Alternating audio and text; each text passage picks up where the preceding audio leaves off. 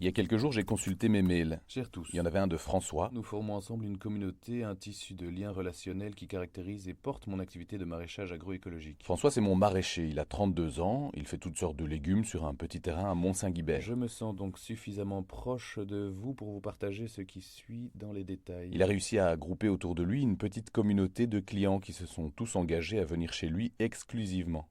Ça permet donc de lui garantir un revenu décent et régulier, et ça met surtout des gens en contact. On partage ainsi des périodes d'abondance ou de disette. On est aussi une communauté qui soutient en fait François dans les moments difficiles. Pour ceux qui n'auraient pas encore appris la nouvelle, j'ai eu un grave accident durant mes vacances qui suivait la clôture de la saison de production. Fracture de 5 vertèbres, compression des poumons par des litres de sang, gros traumatisme crânien avec de nombreuses cicatrices faciales, nez cassé, main gauche déchirée, etc. Alors quand j'ai reçu ce mail, Je suis encore sous le choc physiquement et psychologiquement. j'ai tout de suite eu envie de prendre de ses nouvelles. Salut Salut Quentin. François, Bienvenue. ça va? Ça va et toi? Dis donc, ils t'ont pas raté, hein? Bah oui, c'est clair. Enfin, je me suis plus raté. tu t'es pas raté, Ouais. eux t'ont bien réparé plutôt. Ouais, ouais. C'était déjà tout début novembre, donc le soleil se couchait assez tôt. Donc il nous restait 2-3 heures pour nous promener. On avait identifié un circuit qui n'était pas très long ni très compliqué. Et donc on s'est engagé dans cette randonnée. On est arrivé à un petit col qui nous offrait une super belle vue. Et puis de ce col, on a continué le chemin qui suivait une crête. Et puis finalement ce chemin s'est avéré un peu plus compliqué, plus escarpé que ce qu'on aurait imaginé.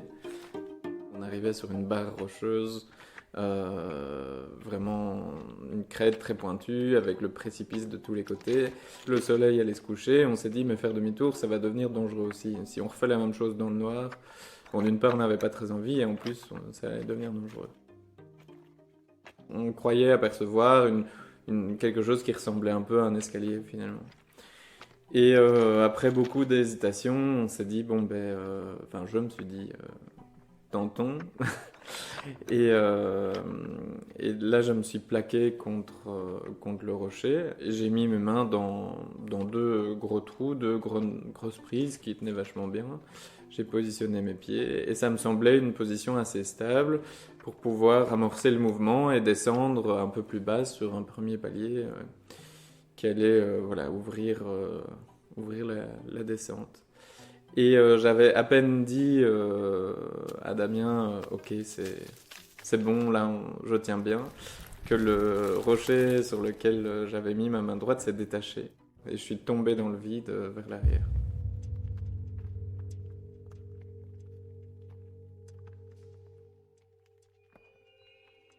Je suis arrivé grosso modo 25 mètres plus bas. Je me suis retrouvé très vite la tête en bas et donc je voyais le sol se rapprocher et ça durait quand même vachement longtemps, la chute était longue. Et là par contre je me suis dit merde, je suis en train de mourir. Le premier impact a été le plus choquant parce que ma tête, donc je tombais la tête la première vers le bas et ma tête a fracassé un rocher. Et donc c'est mon nez et mon front qui ont tout pris. Il y a un buisson qui dépassait de la falaise que j'ai pu attraper au vol. Ça n'a pas permis de m'arrêter ni de me suspendre à ce buisson, mais ça a sans doute amorti aussi ma chute. Et c'est ça qui a déchiré ma main. Sur ces 25 mètres au total, ma chute n'a pas été énormément découpée. Donc j'ai eu quand même des grosses longueurs de chute libre. Et à la fin, j'ai un peu roulé. Et puis je me suis retrouvé à l'arrêt, allongé sur le sol, au pied d'un vieux chêne. J'ai eu une expérience un peu mystique, on va dire, où ben, j'ai spontanément attrapé une branche de l'arbre. Enfin, j'ai serré dans ma main, celle qui était encore en bon état, une branche du vieux chêne au pied duquel j'étais. Et je me suis mis en... J'ai eu l'impression d'entrer un peu en communion, en communication avec cet arbre. Et donc je lui ai dit, ben, voilà, donne-moi toute ta force, donne-moi toute l'énergie de la forêt. Et autant de manière, on va dire, totalement éveillée, dans des conditions normales, j'aurais eu l'impression d'être complètement perché de faire un truc pareil. Là, c'est quelque chose qui m'a paru comme évident et très spontané.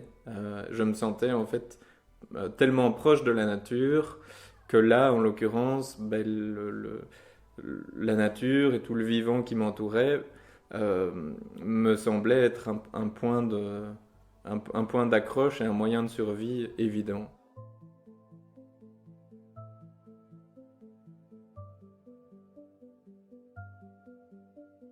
J'arrivais pas à parler, mes poumons étaient colmatés, j'étais sous le choc.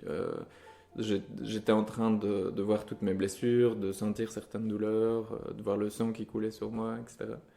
Et donc Damien a crié pour essayer d'établir le contact, voir si j'étais toujours en vie. Et j'ai pas su lui répondre tout de suite, mais voilà, c'était super loin, donc il pouvait juste voir mon corps de loin, à travers des branchages. Puis j'ai commencé à pouvoir émettre des cris. Et puis très vite, après quelques minutes, j'ai pu retrouver mes esprits et commencer à parler. Quand il avait fait toutes les choses urgentes qu'il y avait à faire, il s'est aussi mis à crier simplement à l'aide, à travers la vallée. Et il se fait qu'il y a un fermier en bas de la petite montagne sur laquelle on était, qui était en train de nourrir ses chevaux, qui l'a entendu, qui a tout lâché et qui s'est mis à grimper tout droit, sans nous voir, mais il a suivi le son. En fait, j'arrivais plus à bien respirer. J'avais les poumons quasiment colmatés et j'avais une douleur énorme au thorax. J'avais l'impression d'avoir des côtes cassées et je savais plus bouger le dos. En fait, j'avais pas de côte cassée, mais c'est ma colonne vertébrale qui était brisée. J'ai eu plusieurs vertèbres brisées et ça faisait rayonner une douleur dans tout mon thorax. Et en plus, j'avais un hémothorax, ce que je ne savais pas à ce moment-là, mais donc ça veut dire que j'avais des litres de sang qui sont passés entre la plèvre et les poumons, et du coup qui compressaient mes poumons et qui m'empêchaient de bien respirer. J'avais plein de sang qui coulait à flot sur mon visage, et avec l'impact que j'avais eu sur mon crâne, ben, j'avais peur d'avoir le crâne brisé et d'avoir quelque chose de grave à la tête. J'ai commencé à avoir une musique qui est apparue dans ma tête. J'ai un espèce d'orchestre qui s'est mis à jouer dans ma tête, une musique classique super claire, avec des notes super claires, une musique super complexe. Et c'est pas du tout quelque chose que moi j'entonnais ou une chanson que moi je connaissais et dont j'essayais de me rappeler. C'est une musique qui m'était a priori inconnue et qui jouait super fort dans ma tête et qui s'imposait à moi comme si vraiment quelqu'un m'avait mis des écouteurs presque contre mon gré avec le volume à fond. Et très vite le soleil s'est couché et donc je voyais ce soleil qui se couchait et donc ce paysage magnifique avec ce coucher de soleil, et donc j'étais quelque part face à toute la beauté du monde et c'était un peu comme je vivais ça comme un adieu en fait. Je me disais waouh, c'est tellement beau et en même temps c'est tellement triste. Voilà, j'essayais d'en profiter un maximum. Je me disais quelque part je dis au revoir au soleil, je suis en train de partir quoi.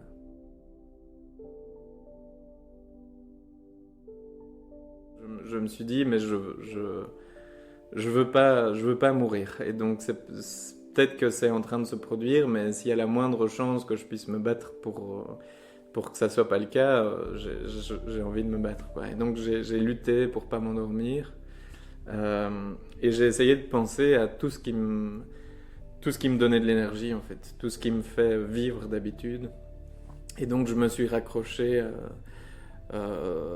à mes amis, à ma famille. J'ai pensé tout de suite à tous les liens sociaux qui me portent et à tous les gens qui me sont chers.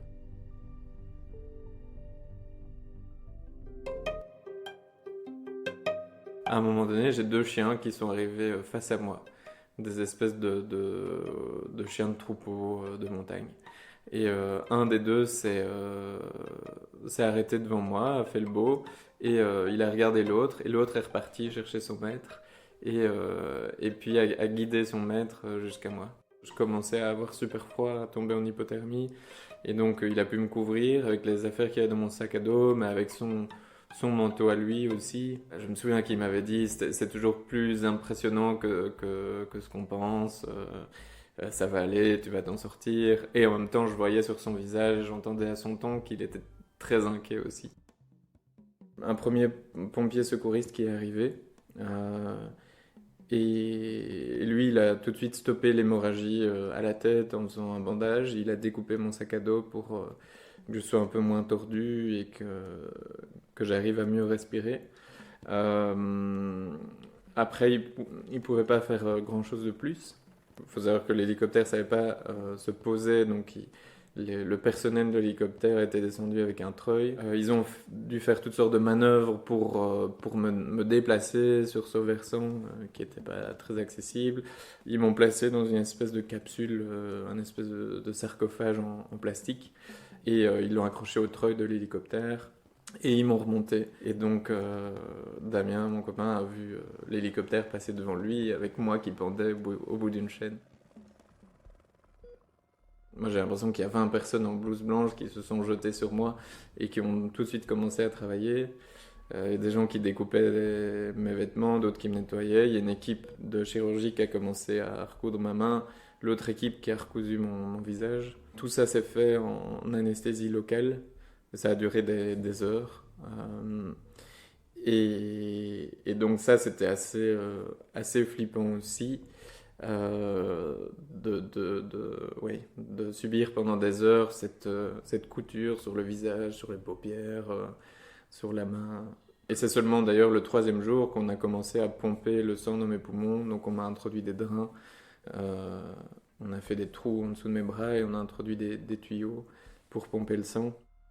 On m'a retiré entre 2 et 3 litres de sang des poumons. Et puis au final, la chose la plus grave, entre guillemets, c'était les vertèbres dorsales qui ont été brisées. Donc j'ai 5 vertèbres qui sont brisées et tassées. Et donc là, on a dû me faire une grosse opération pour introduire des barres en métal le long de ma colonne vertébrale pour solidariser 10 vertèbres. Ça fait un mois tout pile que j'ai eu mon accident. C'est une expérience qui me fait relativiser pas mal de choses.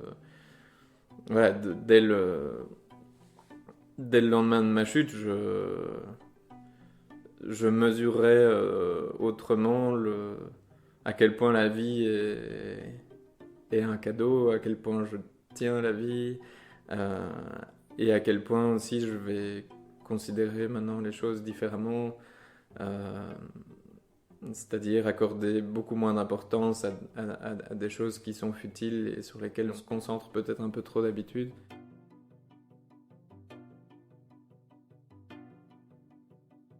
Les avis médicaux disent qu'il me faudra 3 mois, donc à partir de mon accident, pour commencer à revivre presque normalement, mais en limitant quand même vachement mes activités physiques. Et 1 an pour retrouver mes capacités physiques de départ. Pendant 1 an, ben voilà, c'est pas grave.